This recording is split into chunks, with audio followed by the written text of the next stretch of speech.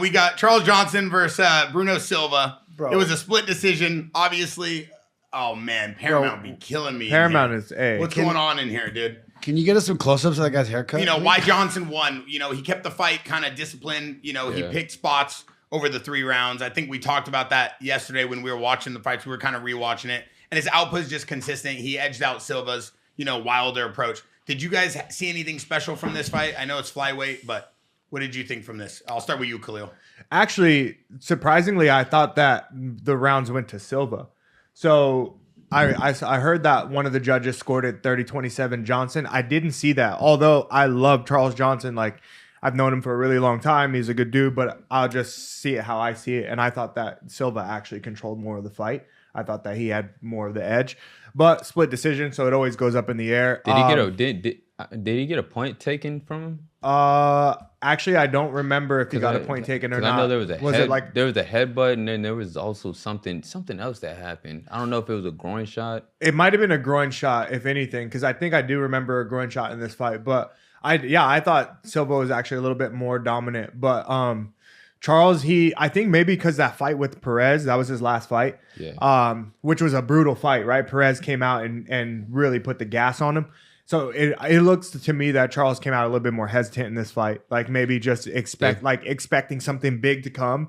But Charles is best when he lets loose. Like when he's aggressive, that's when he's the most creative. That's when he's the most dominant. And I think he played a little bit too safe in this fight. I was gonna say, I did feel when I was watching the fight when I got back to the hotel, and I did feel like he was a little hesitant. And I don't know if sometimes, you know, when you get finished and coming back so fast, you know, that plays a lot on your mind. Yeah, of course. Like you don't want to make the same mistakes, or obviously nobody likes getting tired in a fight. That can stick with you forever, right? Like if you get tired, that feeling of like fear mixed with like I'm tired, I'm in survival mode. Nobody wants to ever experience that in the cage. It could have been something that he was battling. I'd rather get knocked out than be tired, tired. Big Gucci Soldier Mike. Big Gucci Soldier Mike says thanks for doing the podcast. He's happy to see you guys on here. Ethan. See, everybody in the chat, I see they know who Baby Keem is. Yeah, Luke, they calling you out. They said, what do you listen to? Yeah. Morgan Wallen? Oh! They calling you out in the chat, Luke. Said I never change. Somebody they said, what's Khalil Roundtree listen to? Yuri? That's crazy, That's chat. crazy. Yo, chat, that was crazy work. Hey, they said, Luke, well, who's your favorite music artist? Hank Williams. Oh, God. That's fine. God. That's more fine. boring than a DMV line. Will you stop it with that? Respect. Yeah, respect to Hank. dog. Hey, Coach Bernardo, you see what I got to deal with? We got Coach in the house right now. Hey, Ethan, the chat wants to know something real quick. Yeah. The chat wants to know, what was the first fight you watched that made you say, like, I need to do this for a living? I need to be a fighter. I can't remember the exact fight, but I remember a moment when I was sitting at my grandpa's house. We had the UFC on. I think the main event was Tito versus Chuck. And How old are you? I just turned 28 in February. Damn. Yeah.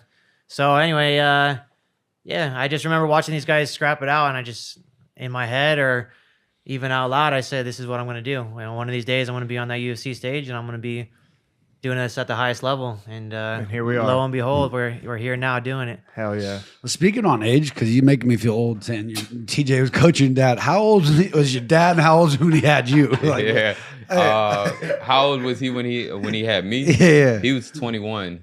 And you're how old are you? Now I'm 23. You're 23. Yeah, But you have 23. kids, right? Yeah, I have I have a 6-year-old daughter, and then my fiance right now, she's actually pregnant. Congrats. Damn. Wait, Daddy. Wait, you had your first kid at what age? At 16. Shit. Yeah, I jumped off the porch. Par for the course. Par for the course. You had a kid at 16? Yeah. How'd that feel? Man, what? I was over there crying. I was like, fuck, man. I was like, no, hell no. I said, can't be. It can't be. You sure that's my blood? Man, That's crazy. Man. That's crazy, dog. Dude folded like a taquito from 7-Eleven. Not me. My Xbox. I remember I called my dad. Oh, man. I was just like, I was bawling tears. My boys was with me today, like, Elijah, you good? I was was like, nah, bro, y'all don't feel me right now. For like the whole puberty, bro. For like the whole 2 weeks, the next 2 weeks, I didn't talk that. I was sick to my stomach. I was like, I'm not in the mood. Everybody, we going to school. I'm keeping it a secret too. Nobody knows yet. We going to school. Took the baby to math class, bro.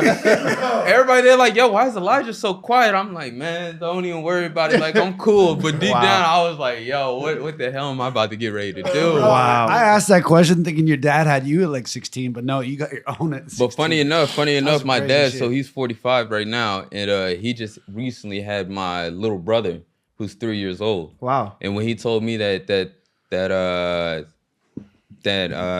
was getting ready to have a little brother, I was like, bro, you crazy as hell. You crazy as fuck, bro. I was like, you got to restart all over again. Yeah.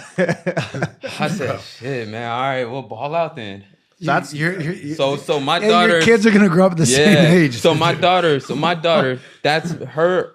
My brother is her uncle. Yeah. That's crazy. So that we call it like brother, like that's her bruncle, brother, uncle. That's it.